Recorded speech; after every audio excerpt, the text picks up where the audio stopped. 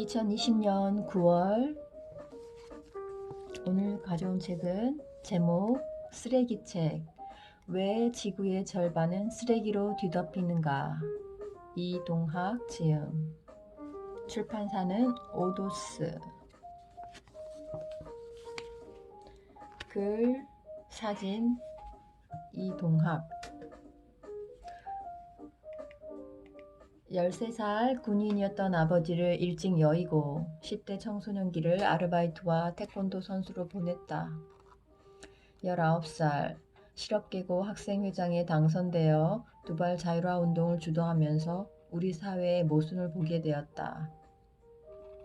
호기심으로 떠난 여행에서 기후위기, 환경의 위기, 지속가능성의 위기 등 지구의 위기를 눈으로 보았고 쓰레기 재앙과 기후재앙이 곧 닥칠 것이라는 절박함에 다른 일을 제쳐두고 이 책을 썼다. 지구의 어두운 전망 속에서 지구인들과 대한민국 젊은이들이 함께 미래 비전을 개척하고 더 좋은 미래 전망을 만들고자 하는 꿈꾸는 청춘이다. 추천의 글. 무엇보다 쓰레기 문제에 많은 관심을 갖고 지구촌 곳곳을 들러 직접 보면서 대안을 연구했다고 하니 지구촌장이라는 직함에 모자람이 없어 보입니다. 박남춘 인천광역시장. 이동학 촌장이 지구를 한 바퀴 돌겠다며 찾아왔을 때 다른 나라의 공무관들은 어떻게 일하고 있는지 봐달라고 청했습니다. 그 작은 청 하나가 이렇게 멋진 내용을 담은 책으로 나오게 될 줄은 저도 상상하지 못했습니다. 전 세계를 직접 돌면서 쓰레기의 시작과 끝을 살펴본 최초의 인류가 아닐까도 감히 생각해 봅니다. 안재홍 서울특별시청 노동조합 위원장. 쓰레기 책은 글로벌을 바라보는 창문과 같습니다. 이 안에 문제와 해결을 잘 담고 있습니다. 이 책을 통해 글로벌과 미래에 대한 꿈을 키우고 도전하는 젊은이들이 많아지길 기대합니다. 이양국 전 우크라이나 대사. 들어가며. 소제목 쓰레기는 돌아오는 거야. 지난 2년간 5대양 6대주의 61개국 157개 도시를 누볐습니다. 문득 지구인들이 어떻게 사는지 궁금했습니다. 지구상에 존재하는 나라 중 한국이 고령화 속도가 가장 빠르다는데 폐지를 줍는 어르신들의 모습을 보며 이런 나라가 또 있나 궁금해졌고 직접 눈으로 확인해 보고 싶은 마음이 생겼습니다. 인류는 효율을 기하기 위해 도시를 만들고 갖고 왔고 앞으로도 그럴 것입니다.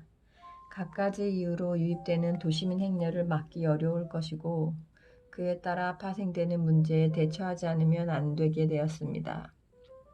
이름하여 도시의 역습입니다. 아파트, 도로, 자동차, 병원, 식량, 상하수도, 에너지 등은 도시가 효율적으로 관리될 수 있음을 보여주고 있지만 명암은 늘 한 쌍입니다. 세계가 모두 연결되어 있다는 현실은 기회이기도 하지만 많은 것을 감당해야 함을 의미하기도 합니다. 여기서 제가 아주 크게 깨달은 또 한 가지가 있습니다. 바로 환경 문제입니다. 인류가 동물 자연과의 공존에 실패하고 있다는 이유도 있지만 곱씹어보면 볼수록 플라스틱이 인간보다 우위에 있다고 생각하게 됩니다. 누군가는 인류 최고의 발명품이 플라스틱이라고 말했는데 지금 당장 해결에 나서지 못하면 최악의 발명품으로 기록될 것이고 머지않아 인류가 살기 어려워지면 그 기록조차 없어질 테지요. 자연과 동물을 괴롭힌 대가가 그대로 돌아오게 되는 겁니다. 최근 기후변화라는 단어는 기후위기로 바뀌고 있습니다. 위기 탈출을 위한 도시들의 노력이 없는 것은 아닙니다. 그럼에도 기후위기로까지 불리게 된 이유는 환경이 오염되는 속도가 해결 노력의 속도보다 훨씬 빠르기 때문입니다. 태평양 한가운데엔 프랑스 면적의 3배에 달하는 플라스틱 밀집 존이 존재합니다. 이제 쓰레기는 내가 사는 도시에 누적되기 시작했습니다. 매립, 소각, 재활용 등 세 가지 방식이 그나마 쓰레기를 처리할 방법이지만 혐오시설이라는 선입견과 현실 문제의 근거에 매립과 소각의 한계는 분명합니다. 재활용은 엄격한 분리수거를 전제로 하니 모두가 조금 더 귀찮아지는 것을 감수해야 하기에 어려움이 따르고요. 또 하나의 방법은 애초에 플라스틱 사용을 줄이는 것입니다. 플라스틱 제품군 또는 플라스틱 포장재에 세금을 붙여 플라스틱 사용을 꺼리게 하거나 원천적으로 생산을 줄이도록 하는 거죠. 캐나다는 2021년부터 일회용 플라스틱 사용을 전면 금지했고 파키스탄 등 70개 이상의 나라에서 일회용 비닐봉지 사용을 금지했습니다. 사실 플라스틱 쓰레기 문제는 자본주의와도 깊은 연관이 있습니다. 자본주의가 추구하는 것은 수익입니다. 수익이 발생하려면 재화, 용역, 서비스 등을 판매해야 합니다. 화폐와 맞바꾸는 체계이기 때문에 끊임없이 무언가를 만들어야 하죠. 플라스틱이 판매 상품 그 자체가 될 수도 있지만 판매하고자 하는 상품의 포장이 되기도 하고 상품의 일부가 되기도 합니다. 더 팔아야만 하는 자본주의의 속성상 플라스틱 생산이 많아질 수밖에 없는 구조이고 이는 최종적으로 쓰레기화됩니다.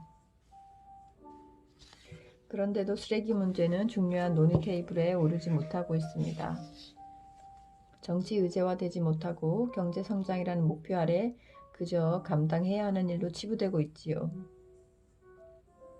이대로 계속 가다가 지구는 사람이 살 수 없는 땅으로 변하고 말 것입니다. 우리가 문제를 인식하고 해결에 나선다면 우리 운명을 우리가 바꿀 수 있지 않을까요? 지구촌장 이동학.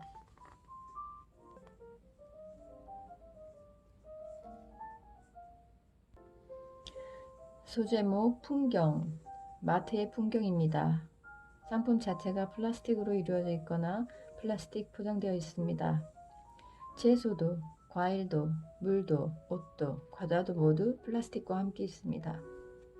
상품이 유통되는 과정에서 파손을 막기 위해 상품 가치가 높아 보이게 만들어 더 높은 가격을 책정하기 위해 또 편리함 그 자체를 위해 어떤 이유에서건 우리는 지금 플라스틱을 빼고는 소비를 이야기할 수 없는 시대를 살고 있습니다.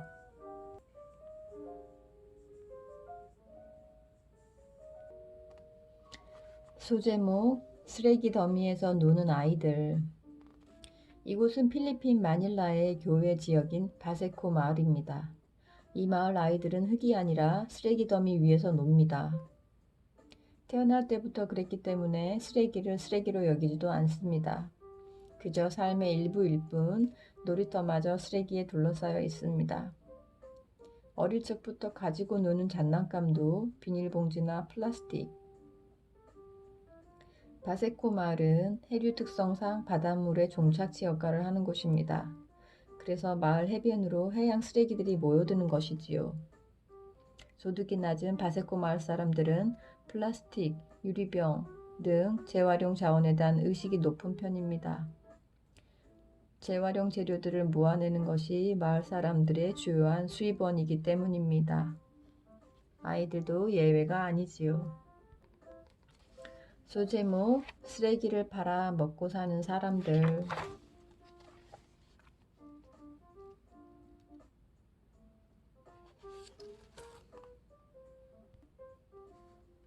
모카탐. 이곳 사람들의 생계는 쓰레기에서 나옵니다. 모은 쓰레기들을 자원으로 만들어 파는 게 소득의 근원이죠. 늘 부족함과 괴로움이 존재하는 도시의 사각지대. 카이로 외곽의 모카탐은 그중 한 곳입니다. 빈민들이 이곳에 모여 가축을 키우며 정착하기 시작한 때는 1910년대로 알려져 있습니다. 아랍어로 잘려나갔다라는 뜻의 모카탐은 산이 잘려나간 듯한 지형 때문에 지어진 이름이죠. 사람들이 본격적으로 몰려들기 시작한 것은 1940년대 남부의 빈민들이 이주하면서부터입니다. 자발린은 우리말로 쓰레기를 줍는 사람들입니다. 우리나라에서도 과거에 흔히 넝마 주의로 불리기도 했죠. 현재 카이로 전역에 약 10만 명이 있는데 이 중 모카텀 지역에 거주하는 자발리는 약 2만에서 3만 명이라고 합니다. 까리아 자발리는 우리말로 쓰레기 마을을 지칭합니다. 이곳에 카이로 시내 전역에서 거둔 쓰레기가 하루 평균 4천에서 5천 톤이 유입되는 것으로 추산됩니다. 발생한 쓰레기를 처리하지 못하는 당국은 최근 매립지 26군데를 없애고 폐기물 처리와 재활용 라인 63개를 구축하여 처리에 고심 중입니다. 여기에 더해 플라스틱과 일회용 사용의 유해성에 대한 인식도 확산되고 있습니다. 그럼에도 주거, 교육, 식량과 식수, 일자리 등은 이집트의 인구 증가와 도시화의 속도를 따라가지 못하고 있고 불안한 사회 정세는 시민들의 삶을 더욱 옥죄고 있습니다. 앞으로 쓰레기 마을의 쓰레기는 더욱 늘어갈까요? 줄어들까요? 소제목 충격적인 태평양 쓰레기섬. 바닷물은 순환 기류를 형성하며 오대양을 채웁니다. 파도가 치면서도 일정한 방향으로 바닷물의 흐름이 나타납니다. 해류의 끝이 존재하는 셈이지요. 해류의 끝에는 바다를 표류하고 있는 온갖 것들이 떠내려오고 결국 그곳에 모이게 됩니다. 오대양이라 불리는 남태평양, 북태평양, 인도양, 북대서양, 남대서양엔 거대한 해류가 존재하고 그 주변부에도 작은 해류들이 존재합니다. 그렇게 태평양 한가운데에 쌓인 플라스틱 쓰레기의 면적이 프랑스 국토의 3배에 달한다는 연구 결과가 발표됐습니다. 세계는 충격에 빠졌습니다. 그리고 그보다 작지만 다른 바다에서도 유사한 플라스틱 지대가 광범위하게 존재한다는 것이 발견되고 있습니다.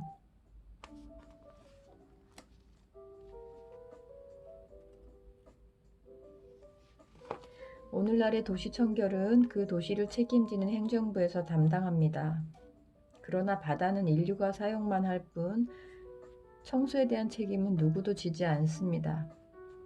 각 국가 또는 지방정부 단위도 바다를 접하고 있는 해안가까지만 책임지고 해안가를 벗어난 곳은 손대지 않습니다. 책임을 지울 범위와 규모가 바다 위에서는 모두 흩어져 버립니다. 바다를 책임지고 있는 권한이 국제사회에서도 모호합니다. 옆 나라의 쓰레기 더미가 해류를 타고 우리 앞바다로 온다면 그것은 누구 책임일까요? 누가 치워야 할까요? 누구의 책임일까요? 소제목 우리는 열심히 플라스틱 먹방 중.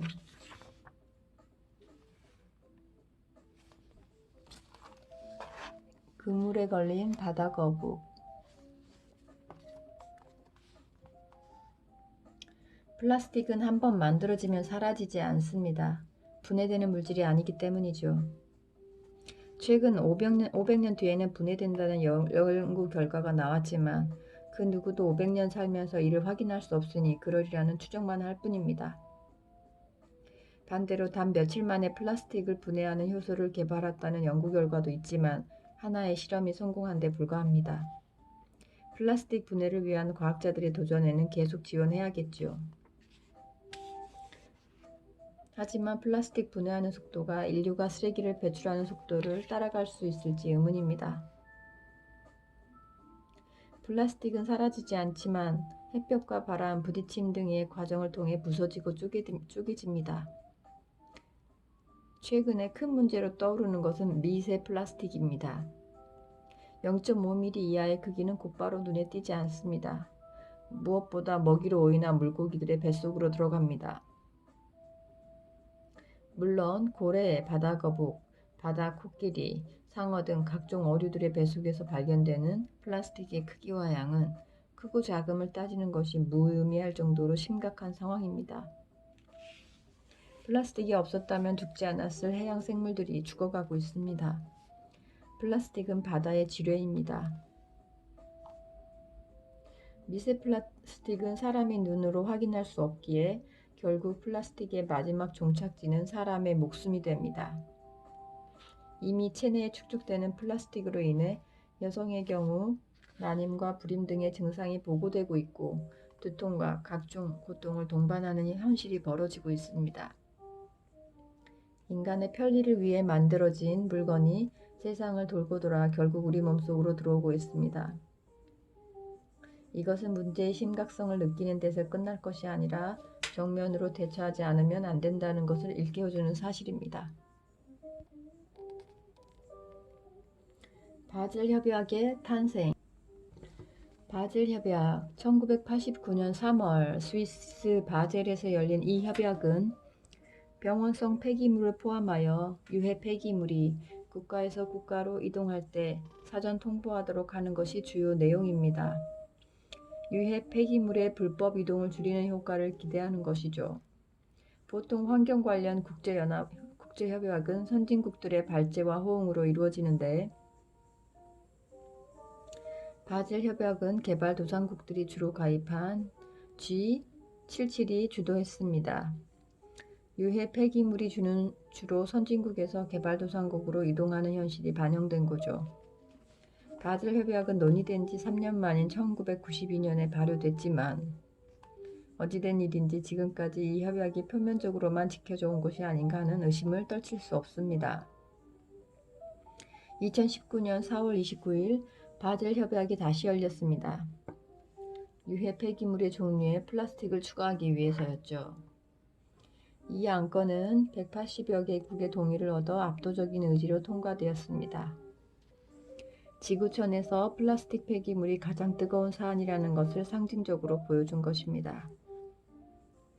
중국이 플라스틱 폐기물 수입을 중단하게 된 계기는 30% 이상에 달하는 유해 폐기물이 재활용 플라스틱과 섞여 컨테이너에 담겨 들어왔기 때문입니다. 이는 고스란히 중국의 환경 문제 심화와 플라스틱 선별장에서 일하는 사람들의 피해로 이어졌습니다. 선별장에서 일하는 사람들은 모두 저소득층이고 심지어 아이들도 있었습니다. 2017년에 개봉한 다큐멘터리 영화 플라스틱 차이나는 이런 장면을 생생하게 담고 있습니다. 플라스틱 더미를 놀이터 삼아 노는 아이들, 그 주변에 침출수로 세수하는 아이들, 그런데도 매우 낮은 소득을 겨우 올리며 생계를 유지하는 가족의 이야기가 담겨 있습니다. 바젤 협약은 온전히 지켜질 수 있을까요?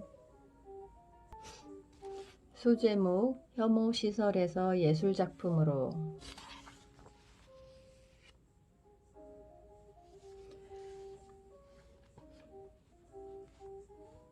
연간 생활쓰레기 25만 톤을 처리하는 슈피텔라우 소각장 예술품으로 변신했습니다. 흔히 알고 있듯이 소각장은 혐오시설입니다. 그러나 여기 오스트리아 빈에는 혐오를 넘어 시민들에게 사랑받는 시설로 거듭난 소각장이 있습니다. 여기서도 소각시설에 대한 반대가 왜 없었겠습니까? 정치인들은 주민들과 소통을 거듭했고 약속을 지켜 예술품으로 완성해냈습니다. 오스트리아가 낳은 유명한 예술가 훈데르트 바서가 전체를 디자인했죠. 이곳에서 생산되는 전기와 난방은 빈 시내 약 6만 가구에 제공하기에 충분한 양입니다. 조각장에서 뿜는 연기도 필터로 열심히 걸러 오염원 발생을 최소화하고 있고요. 여기에 더해 관광 자원으로서 기능까지 하며 조각장은 이제 빈에서 꼭 필요한 요소로 완전히 자리매김했습니다. 도시를 쾌적하게 유지하고 장기적으로 지속 가능하게 하는 것은 자원을 아껴 쓰고 재활용도를 높이고 처리의 과정과 결과를 친환경으로 만드는 것입니다. 빈은 세계에서 가장 살기 좋은 도시 1위로 선정될 만큼 지속 가능 경쟁력을 갖춘 도시입니다. 상대적으로 시민들 간의 갈등도 적고 정치와 사회적 타협 기구를 통해 해결하는 문제가 있죠. 소각장 도심 건립에 따른 사회 갈등을 잘 풀어간 슈피텔라우 소각장에서 우리가 배울 점이 있을 겁니다. 소제목 스키 타러 쓰레기장에 갑니다.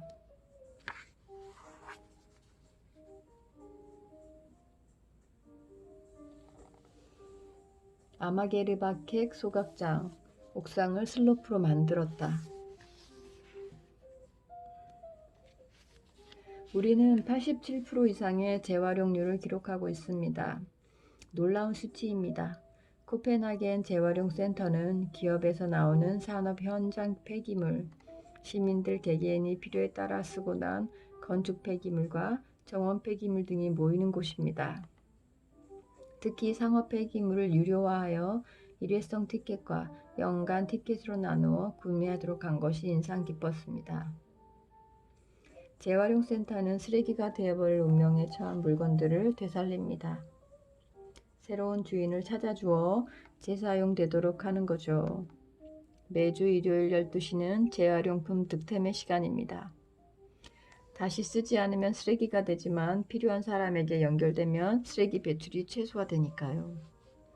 재사용 무료 나눔 마켓은 매주 일요일마다 300명 이상의 시민들이 방문할 정도로 참여가 활발합니다.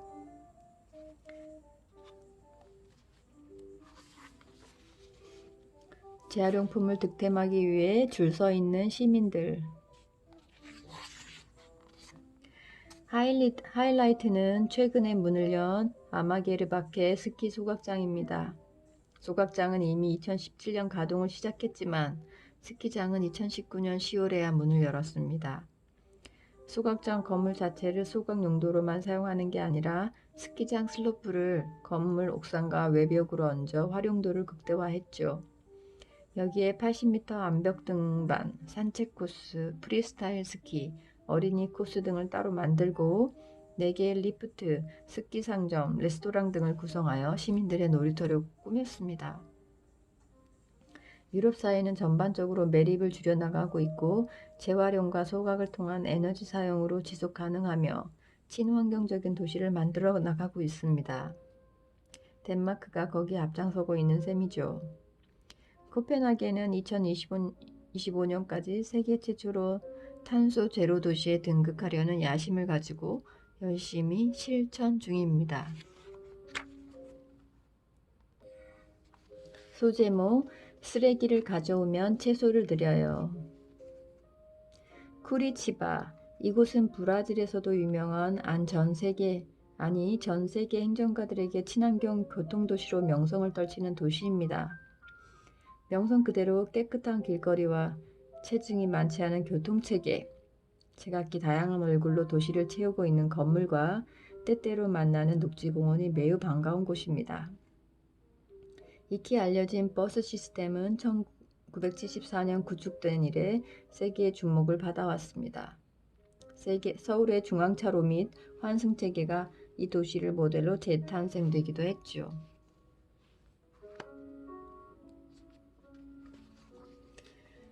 이 도시에서 운영하는 프로그램을 살펴봤습니다. 주정부와 시정부 주도로 제대로 된 소득이 없는 가난한 이들을 위해 녹색 교환 프로그램을 운영하고 있었습니다. 녹색 교환 프로그램은 재활용 쓰레기 4kg당 1kg의 농산물로 교환해주는 방법입니다. 일종의 물물 교환 방식인데 쓰레기와 음식을 교환한다는 점에서 특이합니다. 도시 미관을 깔끔하게 유지하도록 유도하면서 도시 내 농산물 잉여를 막는 2마리 토끼를 잡는 기능을 하는 것이죠. 이 정책은 브라질의 여러 도시로 퍼져나갔습니다. 저는 쿠리치바에서 1시간여를 달려야 도착하는 재활용 선별장도 방문했습니다. 에코시민 프로그램 현장인데 에코시민이란 재활용 가능한 쓰레기를 분류하는 사람들을 지원하는 프로젝트입니다. 도심의 쓰레기가 차량을 통해 배달되면 이들이 분리수거에 나섭니다. 대략 15일 동안 약 30톤의 쓰레기를 처리하지요. 교육받지 못했거나 직장을 잡기 어려운 처지에 있는 이들이 주로 고용되어 소외된 이들을 돕는 프로젝트의 성격도 띠고 있습니다. 두 프로그램을 통해 모은 재활용 물품들은 다시 쓰레기 수거 협약을 통해 재활용됩니다. 도시 빈민의 삶 향상과 친환경 둘 다를 잡으려는 시 정부와 NGO의 합작품입니다. 소제목 음식물 쓰레기를 먹어치우는 바퀴벌레 호텔. 중국 산둥성 진안시. 이곳은 진안 시내에서도 동쪽으로 1시간을 넘게 달려 나오는 곳입니다. 농지 사이로 시멘트와 유리가 섞인 건물이 낮게 올라가 있습니다. 바로 음식물 처리장입니다. 그런데 음식물을 처리하는 방식이 매우 획기적입니다. 음식물 처리를 위해 바퀴벌레 40억 마리에게 최고급 숙식을 제공하고 있거든요. 으아, 도대체 어떻게 음식물을 처리한다는 걸까요? 원리는 간단합니다. 창문이 없는 시멘트 구조물 안에 바퀴벌레가 살아갈 최적의 환경을 조성하는 것입니다. 음침한 곳을 좋아한다고 알려진 바퀴벌레들을 위해 온도와 습도를 자동으로 제어하고 유지하는 스마트 홈 기능을 탑재했죠. 바퀴벌레들은 최적 환경에서 하루에 6회 식사를 하고 이틀에 한 번 알을 낳는데 알 하나에서 16마리의 새끼가 부화합니다. 이곳의 생태계가 유지되기 위해서는 40억 마리의 개체 수가 늘어서도 안 되고 줄어서도 안 됩니다. 때문에 생명이 다한 사체와 낳은 알을 부화하기 전에 긁어내는 자동 시스템도 설치했습니다. 바퀴벌레가 인류의 희망이 될지도 모른다. 이들은 안락한 공간에서 하루 200톤의 음식물 쓰레기를 먹어치웁니다. 이런 획기적인 아이디어를 실행시킨 곳은 산동 퀴오빈 농업과학기술회사입니다. 친환경 하이테크 농업회사죠. 세계적으로 골머리를 앓고 있는 음식물 쓰레기 처리에 한 획을 그은 것입니다. 이곳이 획기적이라고 평가받는 이유는 또 있습니다. 바퀴벌레가 깐 알들이나 죽은 바퀴벌레가 영양분을 흠뻑 먹으면 훌륭한 퇴비가 된다는 것이죠. 그 자체로 최고의 영양 퇴비가 되어 유리 온실로 마련된 2층 스마트팜에 뿌려지게 됩니다. 토마토와 오이 등 자동화 시스템에 의해 재배되는 이곳 농장의 상품들은 최상의 품질을 자랑합니다. 또 퇴비뿐만 아니라 훌륭한 사료도 되지요. 최상의 고단백질 영양소이기 때문에 닭의 사료를 쓰면 닭의 상품 가치가 매우 높아지는 결과를 얻었다고 합니다. 중국에서 이런 회사가 창립하게 된 것은 역시 이유가 있습니다. 저는 2년 전에 세계 여행 중 중국만 약 3개월 이상의 기간을 둘러보며 여행했는데 중국의 식문화는 과잉 상차림입니다. 손님을 대접할 때도 남기도록 여유있게 음식을 시키는 게 예의입니다.